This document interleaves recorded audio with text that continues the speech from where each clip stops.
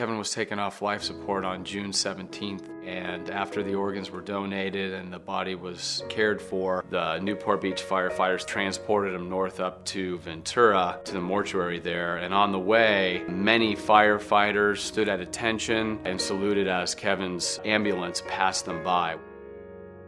My wife and I went out to dinner, and it turned out as we were going back home, we saw a fire truck on the freeway overpass raising its flag and its ladder. I had a feeling it was for Kevin. So I asked the firefighter, "What's all this for?" They said it was for a fallen firefighter who was coming their way.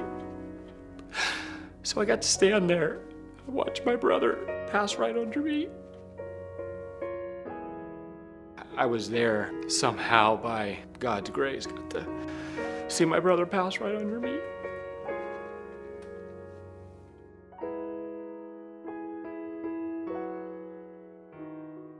My brother was always my best friend. I can remember even at an early age, even though we had separate bedrooms, we would always sleep in the same room, whether he would sleep in my room, and then sometimes I would sleep in his room, and it's because I guess we wanted to be together. I describe Kevin as a guy that you would want to be around at any time. If you were sitting around doing nothing, Kevin made sitting around doing nothing better.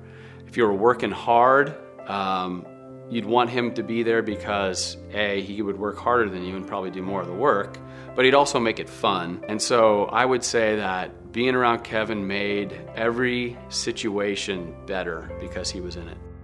From the middle of high school, Kevin knew he wanted to be a firefighter. He became a cadet at the local fire station, took classes, researched schools to give him a good chance to get into the fire service. There was no doubt, once he set his mind to being a firefighter, that not only would he be a firefighter, that he'd be an excellent firefighter simply because of his work ethic and his passion.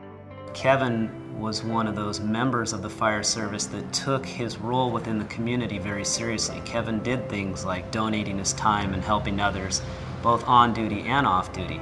In June of 2008, Kevin was called up to Butte County, which was experiencing a horrible wildfire that was called the Humboldt Fire. And while he was up there for about a week, he protected structures, fought fire, returned, and about 8 to 10 hours after getting off duty, Kevin had a massive aneurysm in which he became unconscious and was kept on life support, and then passed away on June 17th, 2008.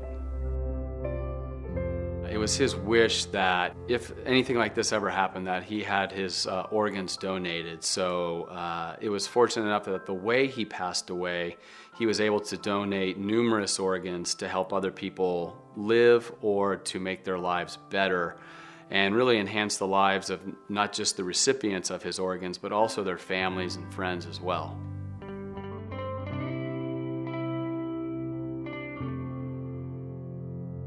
When Kevin passed away and donated his organs, seeing the looks on his family members and the looks on our colleagues' faces and understanding the great impact that had a tremendous impact on our department and the pride that we had for Kevin's life and the pride that we had in ourselves. Many firefighters are organ donors already. However, those that aren't, it did bring it to light that we perhaps should be. Kevin Pryor was my brother, and he was an organ donor.